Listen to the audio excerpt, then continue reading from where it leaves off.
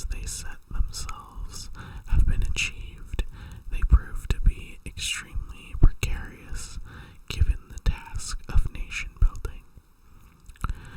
Faced with a national bourgeoisie whose relations with the government are often very close, the union leaders discover they can no longer confine themselves to labor disputes. Congenitally isolated from the rural masses, incapable of extending their influence beyond the urban periphery, the unions adopt an increasingly political stance.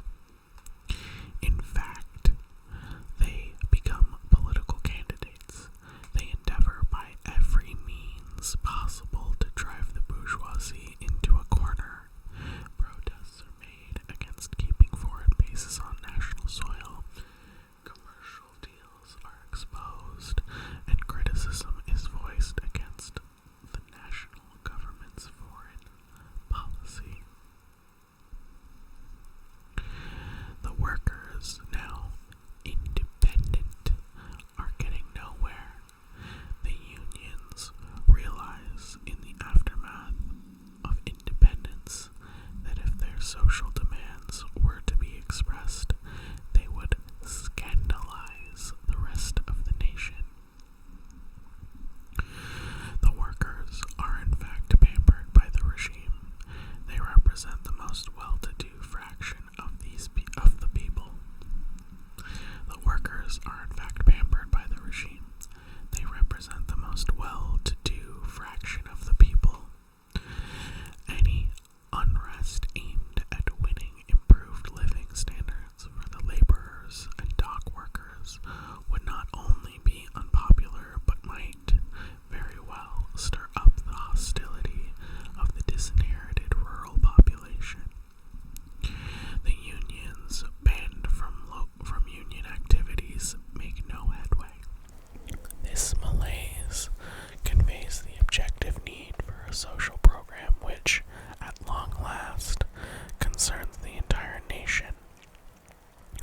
The unions suddenly discover that the interior must also be enlightened and organized, but since they never bothered to establish working links between their organization and the peasantry, who represent the only spontaneous revolutionary force in the country, the unions prove to be ineffective and realize the anachronistic nature of their program. The union leaders, immersed in worker control politics, inevitably reach the preparatory stage for a coup d'etat. But here, again, the interior is excluded. It is a showdown restricted to the national bourgeoisie and the unionized workers' movement.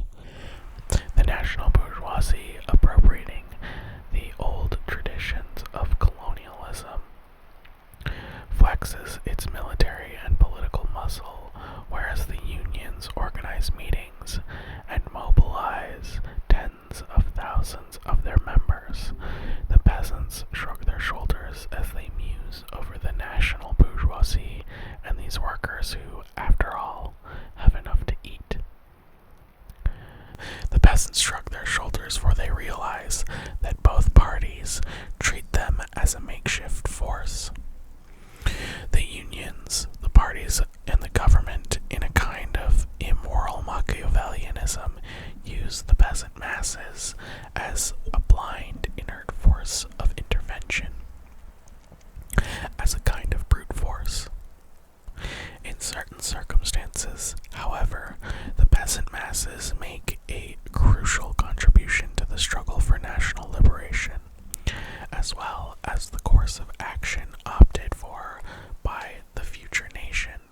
For the underdeveloped countries, this phenomenon is of fundamental importance. This is the reason why we propose to study it in detail. We have seen that the nationalist parties will to smash colonialism works hand in hand with the will to remain on good terms with the colonialists.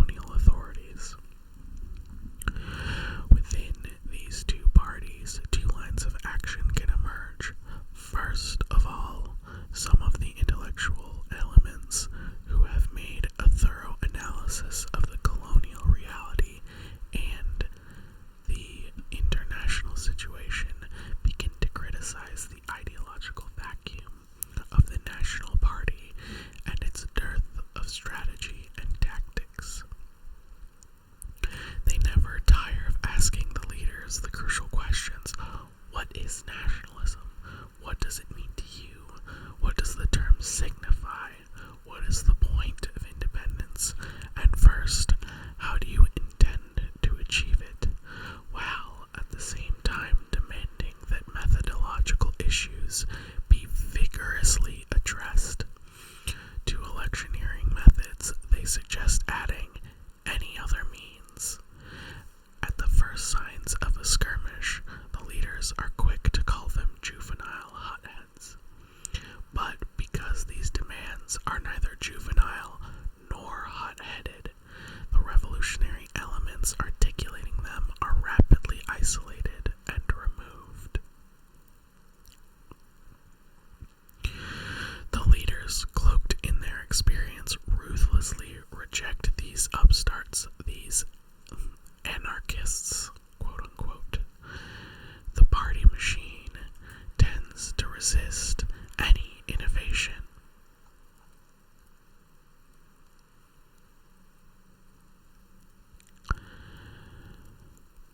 The revolutionary minority finds itself isolated, confronted by a leadership frightened and anguished at the idea it could be swept away in a whirlwind whose nature, strength, and direction are beyond its imagining. The second line of action involves the senior or junior cadres whose activities have been the object of colonialist police persecution. It is worth noting that these men attained the leadership of the party through sheer hard work, self-sacrifice, and an exemplary patriotism. These men from the rank and file are often laborers, seasonal workers, and sometimes even genuinely unemployed. For them, being activists in a national party is not a question of politics, but the only way of casting off their animal status for a human one. These men, uncomfortable with the party's exacerbated legalism, demonstrate within the limits of their assigned activities a spirit of initiative, courage, and a sense of purpose which almost systematically make them targets for the forces of colonialist repression. Arrested, convicted, tortured, amnestied, they use their period of detention to compare ideas and harden their determination. Strengthened by the ordeal of hunger strikes and the brutal solidarity of the prisons that are little better than communal graveyards, they live out their liberation as a God-sent opportunity to launch the armed struggle. Meanwhile, outside the colonial authorities, besieged from all sides, are making overtures to the nationalist moderates. What we see, therefore, is a splintering close to breaking point between the official and unofficial party factions. The unofficial elements are made to feel undesirable and are shunned. The legal factions come to their aid, but taking so many precautions that the unofficial factions already feel themselves to be outsiders. These men then make contact with the intellectual elements whose position they admired a few years previously. The encounter leads to the formation of an underground party parallel to the official party. But the representation of these irredeemable elements intensifies as the official party draws closer to colonialism and attempts to change it from the inside. The unofficial faction then finds itself in an historical dead end. Driven from the towns, these men first of all take refuge in the urban periphery, but the police network smokes them out and forces them to leave the towns for good and abandon the arena of political struggle. They retreat to the interior, the mountains, and deep into the rural masses. Initially, the masses close in around them, protecting them from the manhunt. The nationalist militant who decides to put his fate in the hands of the peasant masses instead of playing hide and seek with the police in the urban centers will never regret it. The peasant cloak wraps him in a mantle of unimagined tenderness and vitality. Veritable exiles in their own country and severed from the urban milieu where they drew up the concepts of nation and political struggle, they take to the maquis.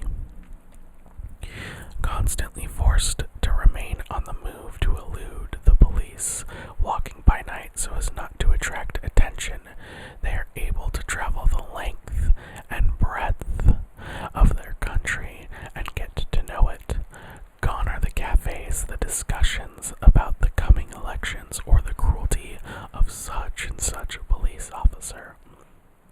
Their ears hear the true voice of the country, and their eyes see the great and infinite misery of the people. They realize at last that change does not mean reform, that change does not mean improvement. Now possessed with a kind of vertigo, they realize that the political unrest in the towns will always be powerless to change and overthrow the colonial regime. Basically, this whole segment is about the kind of more radical elements of the parties meeting the peasantry and coming into coalition, both of them coming into coalition with each other. It's the labor movements and the urban movements, for the most part, that tend to fail because they do not have these strong connections with the peasantry who make up the vast majority of the country, and live in the greatest amount of the greatest geographical areas, right? Cities may be densely populated, but they are small in footprint, whereas most of these underdeveloped countries, those are Fanon's words, underdeveloped countries, are rural areas, mountainous, jungled, all types of different kinds of terrain. Where does that leave us? Discussion with the peasants now become a ritual for them. They discover that the rural masses have never ceased to pose the problem of their liberation in terms of violence, of taking back the land from the foreigners, in terms of national struggle and armed revolt. Everything is simple. These men discover a coherent people who survive in a kind of petrified state, but keep intact their moral values and their attachment to the nation. They discover a generous people prepared to make sacrifices, willing to give all they have, impatient with an indestructible pride. Understandably, the encounter between these militants, hounded by the police, and these restless, instinctively rebellious masses, can produce an explosive mixture of unexpected power.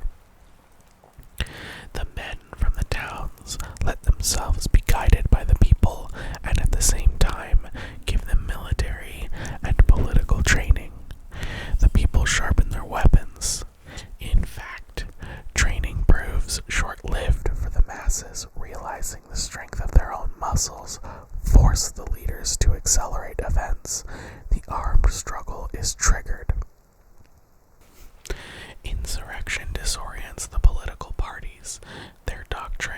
has always claimed the ineffectiveness of any confrontation, and their very existence serves to condemn any idea of revolt. Certain political parties secretly share the optimism of the colonists and are glad to be no party to this madness, which, it is said, can only end in bloodshed. But the flames have been lit, and like an epidemic, spread like wildfire throughout the country. The tanks and planes do not achieve the success they counted on. Faced with the extent of the damage, colonialism begins to have second thoughts. Voices are raised within the oppressor nation that draw attention to the gravity of the situation. As for the people living in their huts and their dreams, their hearts begin to beat to the new national rhythm, and they softly sing unending hymns to the glory of the fighters. The insurrection has already spread throughout the nation. It is now the turn of the parties to be isolated. Sooner or later, however, the leaders of the insurrection realize the need to extend the insurrection to the towns. Sooner or later, however, the leaders of the insurrection realize the need to extend the insurrection to the towns. Such a realization is not fortuitous. It completes the dialectic which governs the development of an armed struggle for national liberation. Although the rural areas represent endless reserves of popular energy, and its groups of armed men maintain a reign of insecurity, colonialism never really doubts the strength of its system. It does not feel in actual danger. The leaders of the insurrection therefore decide to move the war into enemy territory, i.e., the serenity and grandiloquence of the cities. I love that word, grandiloquence. It is no easy matter for the leadership to foment an insurrection in the cities. We have seen that most of the leaders born or raised in the towns were so hounded by the colonialist police, and so generally misunderstood by the rationally minded, overcautious cadres of the political parties, that they fled their home environment. Their retreat to the interior was both an escape from repression and a distrust of the old political formations. The natural urban relays for these leaders are the nationalists who have made a name for themselves in the political parties. But we have seen that their recent history has little in common with these timorous leaders who spend their time mired in endless discussions of the evils of colonialism. They do a lot of talking and not a lot of fighting. Or a lot of rebellion, revolt, class struggle, if you will. Moreover, the first overtures made by the men from the Maquis in the direction of their former friends, those they considered to be the farthest to the left, confirm their fears and eradicate any desire to renew their acquaintance with them again. In fact, the insurrection which starts in the rural areas is introduced into the towns by that fraction of the peasantry blocked by the urban periphery, those who still have not found a single bone to gnaw in the colonial system. These men, forced off the family land by the growing population in the countryside and by colonial expropriation, circle the towns tirelessly, hoping that one day or another they will be let in. It is among these masses, in the people of the shanty towns and in the lumpen proletariat, that the insurrection will find its urban spearhead.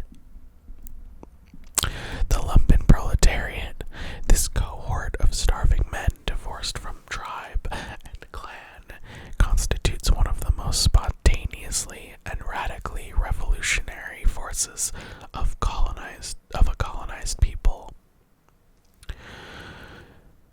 possessed of land, of tribe, made to feel subhuman, those living in the shanty towns, what Fanon refers to the lumpen proletariat, becomes one of the most ready-to-scrap forces in the colony.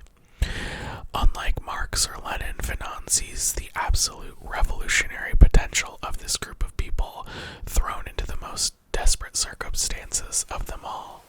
They don't have a collective to fall back on, so they have to find one or build one.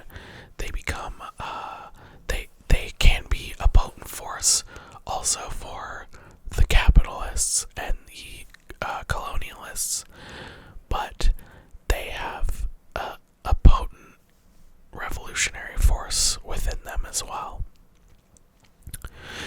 In Kenya, during the years preceding the Mau Mau revolt, the British colonial authorities increased their intimidation tactics against the lumpen proletariat.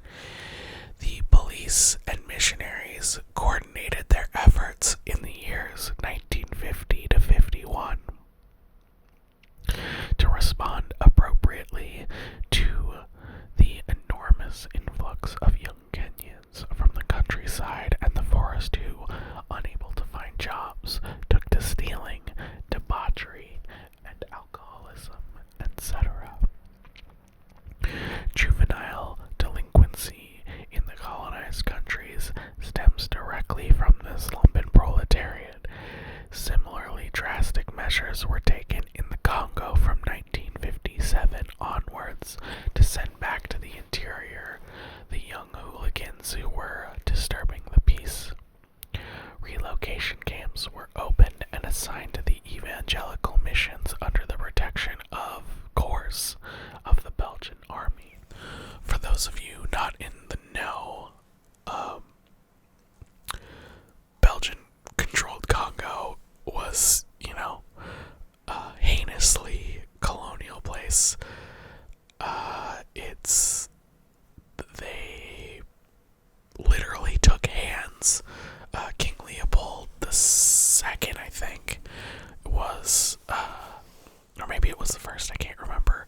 Either way, both were horrible bastards. Terrible people. They're kings, so surprise, surprise. But they created the circumstances in the Congo to basically commit genocide in the country. And kill people by working them to death in the mines. The formation of a lumpen proletariat is a phenomenon which is governed by its own logic, and neither the overzealousness of the missionaries nor decrees from the central authorities can check its growth. However hard it is kicked or stoned, it continues to gnaw at the roots of the tree like a pack of rats. A pack of rats, a pack of rats, a pack of rats. The shanty town is the consecration of the colonists' biological decision to invade the enemy citadel at all costs, and, if need be, by the most underground channels. The lumpen proletariat constitutes a serious threat to the security of the town and signifies the irreversible rot and the gangrene eating into the heart of colonial domination. So, the pimps, the hooligans, the unemployed, and the petty criminals, when approached, give the liberation struggle all they've got, devoting themselves to the cause like valiant workers.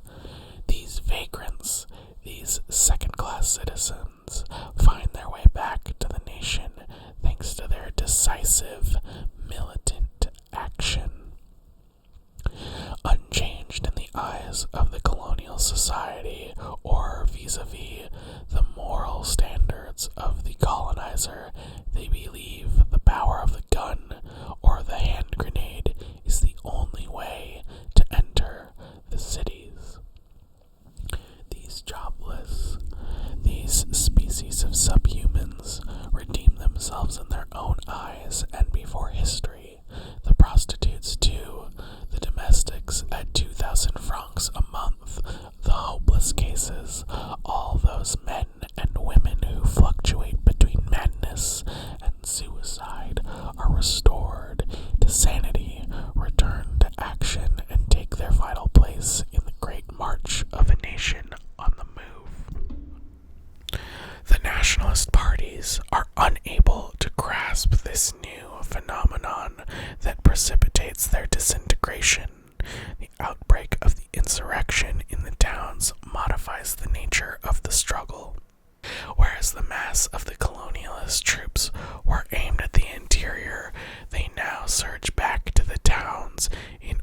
safeguard people and property.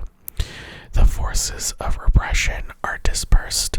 Danger lurks in every quarter. It is the national territory, the entire colony, which enters into a trance. Armed groups of peasants watch as the military loosens its grip. The insurrection in the towns is an unexpected lifesaver. Thank you for watching this reading of Frantz Fanon's Wretched of the Earth. If you like what I do, please consider giving a like to the video and subscribing to the channel if you haven't already. If you want to see more of what I do or want to support me, check out all my links in the description. Those include my music, ways to follow me on Twitch and Twitter, and also ways you can maybe throw me a couple bucks. As always, thank you so much for watching, and I hope to see you soon. Bye.